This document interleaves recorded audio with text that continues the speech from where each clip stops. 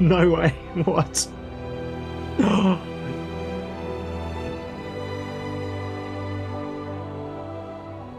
Well, hello and welcome to this very special episode of the Shallow Proclamation. My name is Paul, and as always, I'm joined by.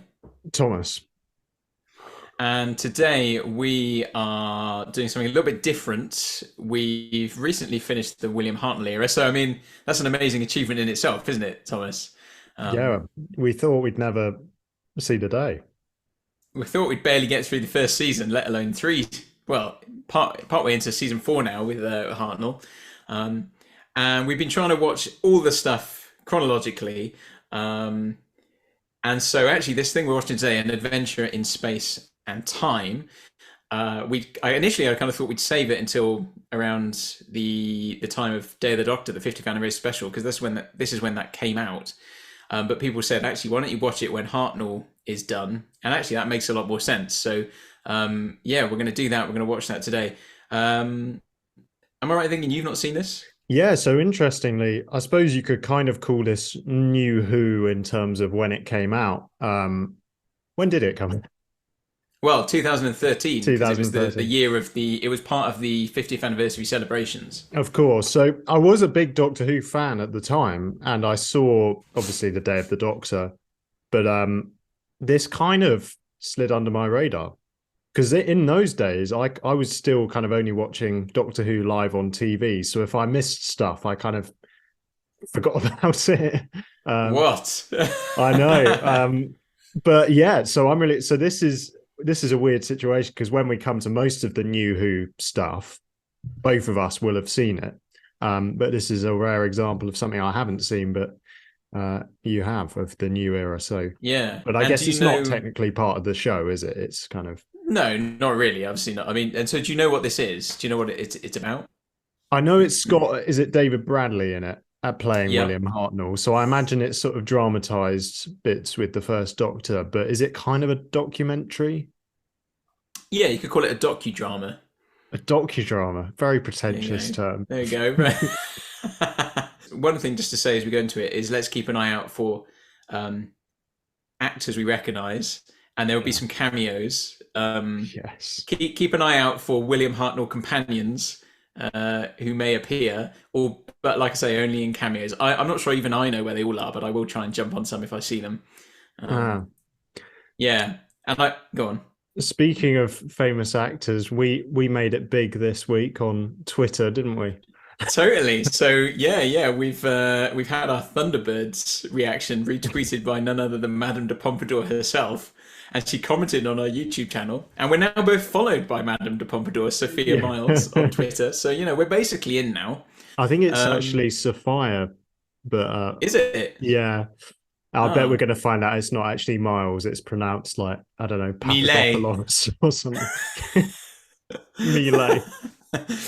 Yeah, so you look forward to the episode of the Shallow Proclamation with Julian Glover and Sophia Millet on very soon.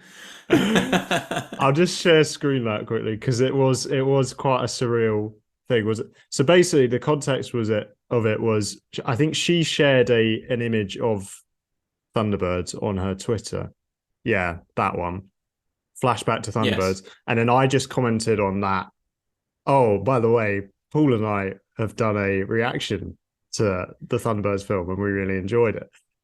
Thinking, there'll be a ton of comments. Yeah, you never But know. then she responded almost immediately with, "Oh, cool, I'll check it out." And at that point, I was like, "I'm flipped." She's actually gonna. And then I watched it again, and I was like, "This is quite embarrassing." I'll be honest, I rewatched it and I did say to you yesterday or the day before, I said, yeah, I'd forgotten that I compared Fab 1 to something you could buy in Ann Summers.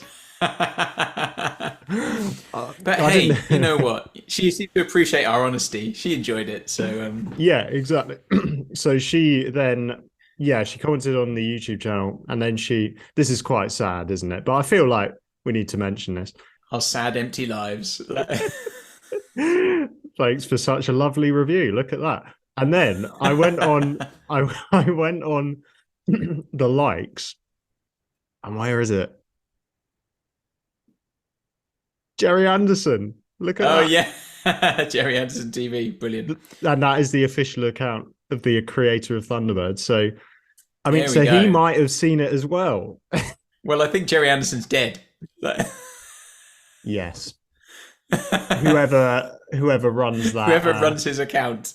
Yeah, that's a little bit misleading, isn't it? There we go. But cool. Actually, You know, yeah. It's nice to kind of have things picked up, you know, and recognised, albeit, you know, in a small way. Our Thunderbirds video on our Doctor Who channel. Yeah. Yeah, absolutely. Yeah, so I mean, I guess we should dive into this. I think this is really good. It's an absolute gem in the 50th anniversary celebrations. I find it quite emotional. I might get a bit weepy. So you know, have to. Okay. Have some tissues on. Have you just like popped a spot on your face or something? Yeah. Weepy. Yeah. Yeah. Just pus. It's just pus. It's just pastules that are popping. Going to see the doctor tomorrow. It'll be fine. I tried to do some popcorn, but I was showing you earlier, burnt it slightly. So this isn't not a good start. When I opened the bag, I was like blinded for a second, like the acrid smoke. I'm surprised you're even attempting to eat that, because that is well beyond that. I just said to you earlier, that is like the Anakin Skywalker of popcorn. It's beyond crispy. Anakin Skywalker post Mustafar. Yeah. Not one line. Except perhaps time can be rewritten. On an adventure in space and time. Oh, look at this. What's the music? Sacha Dhawan. Everything all right, sir? Oh, it's David Bradley. Are you okay? Oh, smoking. Thug Life chose Cybermen. I can't believe I missed this when it first came out.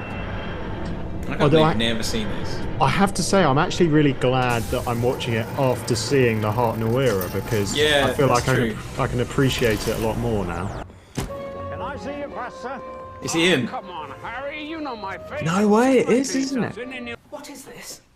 What are we going to do with this? Hey. Stone Age man going ugh. I know the barman is Toby Hado. Oh, is it?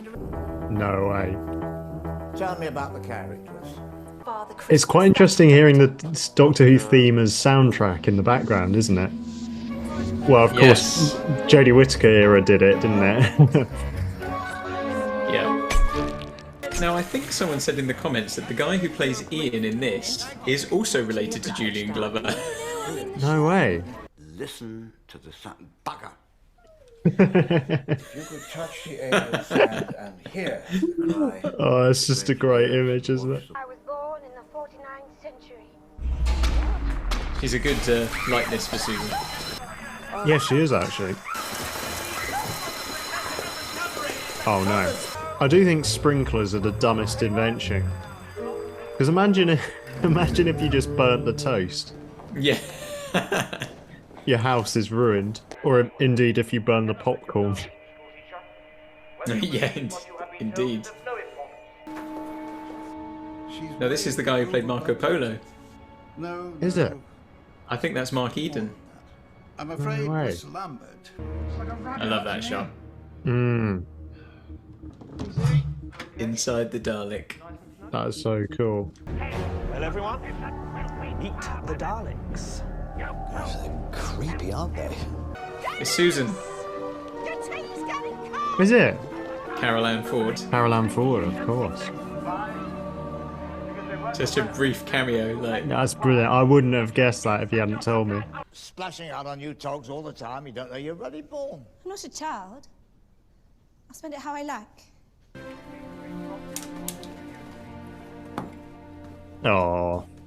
I think Bill Hartnell, William Hartnell was, although he could be grumpy and hard to get on with, I think he also was quite keen on the people he worked with as well, so, Reign of Terror? Reign of Terror, yeah. So we're working our way right through the first series here, aren't we? Oh, this is flipping delicious. Yeah, of course, this was Susan's last one, wasn't it? Yeah. Oh, I'm so glad they put this speech in. All your beliefs and prove to me that I am not mistaken in mine. Oh, it's Vicky.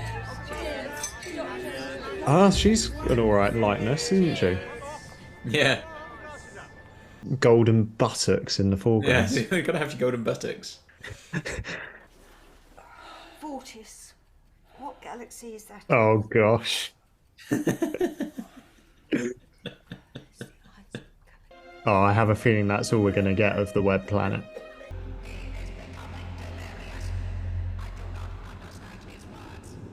That was quite clever to have the Dalek voice saying that. What's the matter?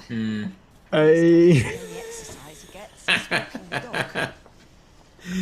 So good.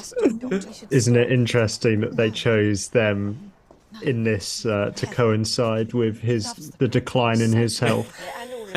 I think they're making a subtle point there. If there's anything you can do to lift the burden Yep. from his shoulders. Well, maybe that's how it actually panned out in real life. The crannies of water. Oh, we are getting some. The Monoptera reading a newspaper. Just look at us. Our asses are in butter. What did you Pause it a second. We've got. Light years away. Oh, go back a scene because we Yeah, want well. to get the cameos here. So next to Verity Lambert, On the left? Or no, on the right? the woman on her right behind her, over her shoulder, between her and William Hartnell. So the woman on her left. Her left, yeah, yeah. Yeah. So that's Sarah Kingdom, Jean Marsh, No way, is it? and the woman next to Bill Hartnell, so the blonde-haired lady with the glass in her hand, is Polly. No. Yep. That's brilliant. How There do you you go. know? So- How do you know these? Well, I know Doctor Who. You must have you can't. I mean, did you pause this when you first saw it? And it was No, like, no, I know just that. I just know who they are. Like, Really? I thought if we don't pause it, then we'll we won't see it. You know. That's insane. So you didn't go online and look up when all these cameos appear or something? No. Your ability to do this blows my mind. Anyone else? Not that I can see in that shot, but I'll let you know if I do see anyone. I can't think that there is anyone else that I know of that pops up, but That's ridiculous. Yeah. Wow. so there you go. Jean Marsh and Annika Wills there. That's crazy. And there's a Monoptera in there. They're really insisting on them, aren't they? This is part of Doctor Who. I mean, they are a very distinct design, aren't they? So They are. And they're one of Got the all the better faults. things about that story. It is quite emotional, isn't it? Dodo and Is that Stephen? yeah, I heard Peter Purvis was in this actually, but I don't know where he is. Mr. Hart, the glass cylinder should be going up and down. The ship is in flight. This is great how well he knows it, Yeah. but being quite difficult. Yeah. Well, Just shows. Yeah, it's amazing, isn't it? It shows how much he sort of cares about the show, but he's also got quite a short temper with those who don't seem to know what they're doing, or he doesn't perceive that they know what they're doing. Yeah, you can understand the sense that everyone he loved who worked on it initially have kind of left, and he's now this Same. quite lonely figure. They've gone. They've all gone. Yeah. they've all gone. Oh yeah, you called it. All gone. Very poignant, just sort of the using the bits from the show. That's Ben and Polly. Yeah. Using the show to kind of show what's going on in real life. But I want the butterfly men to come back. They were pretty. We did Please, them at no. school, And I was Judy, They could have a big fight with the Daleks. The web planet is getting a lot of airtime here. listen, darling, you mustn't expect too much from your grandfather, you know. But no, to be fair, it was an ambitious story. It's also sort of, poignant because it's a man sort of coming to terms with his own aging You and don't think it decline, isn't it? You know. Yeah. Like, We want Doctor Who to go on, Yes. but not with you. Whoa. you can just see the bottom sort of drop out of his world, can't you? Hmm. Back to where we started. Hmm. I don't want to go.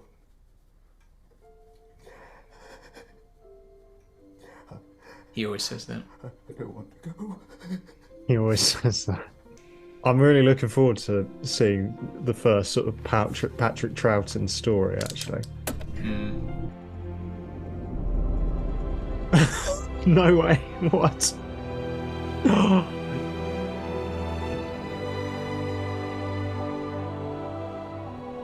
I was not expecting that. I think it's a nice touch.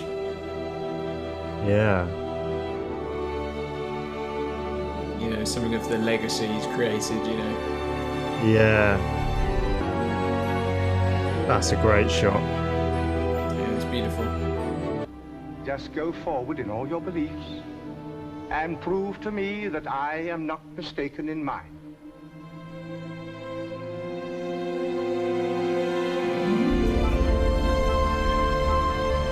Oh, brilliant.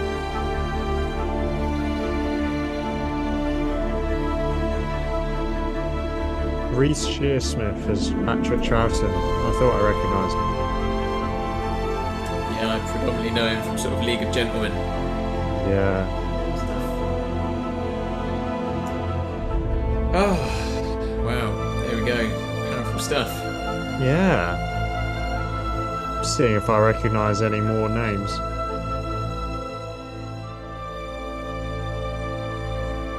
Oh, Philip Kloss.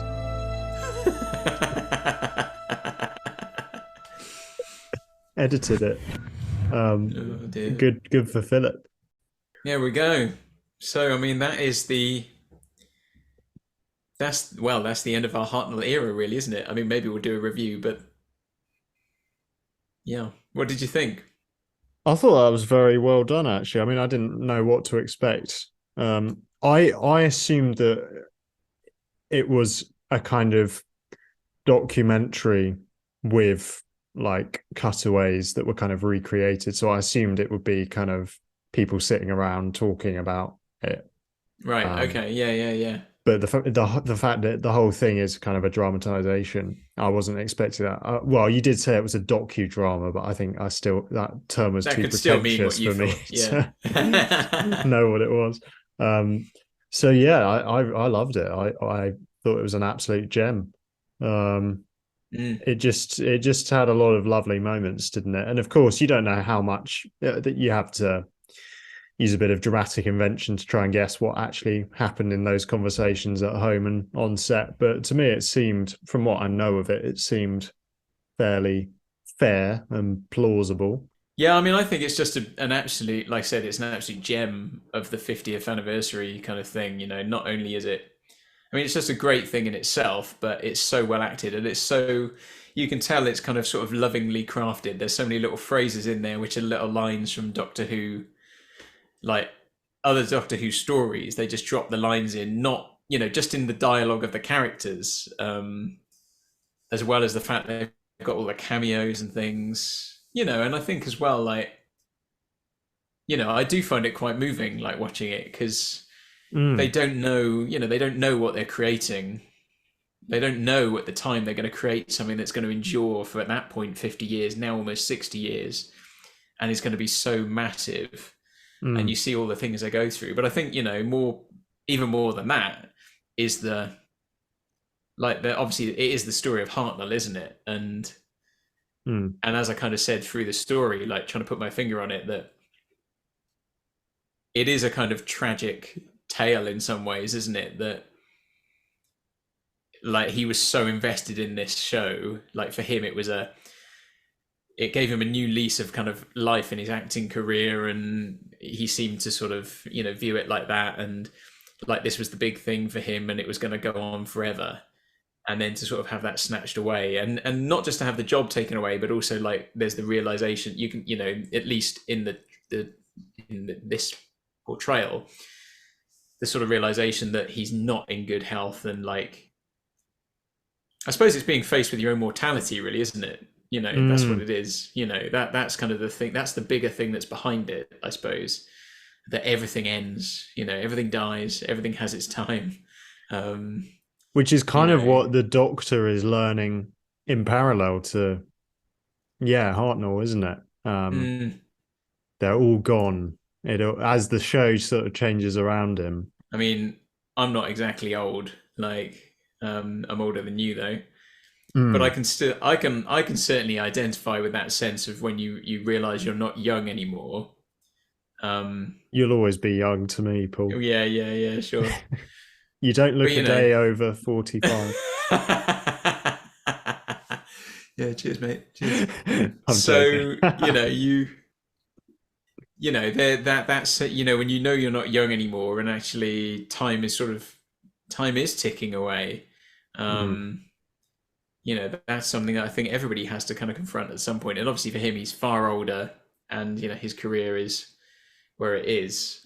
So I think it's a really sort of powerful thing within the story of giving a kind of nice kind of dramatization of how the show started. There's also that much deeper kind of theme going on there,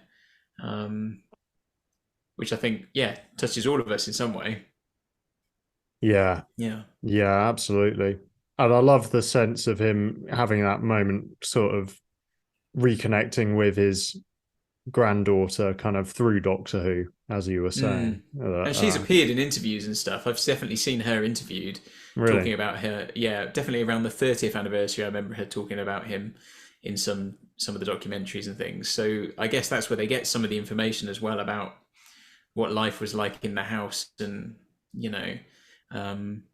so I think there's probably a lot of truth in there. Like I say, there's obviously some dramatization of the whole thing and liberties taken to make it fit together and work. But I think a lot of it, there's a lot of truth in there as well. I don't know exactly. I'm sure someone will come in and say, "Oh no, this bit isn't true at all." But whichever it is, it's a lovely portrayal. So yeah.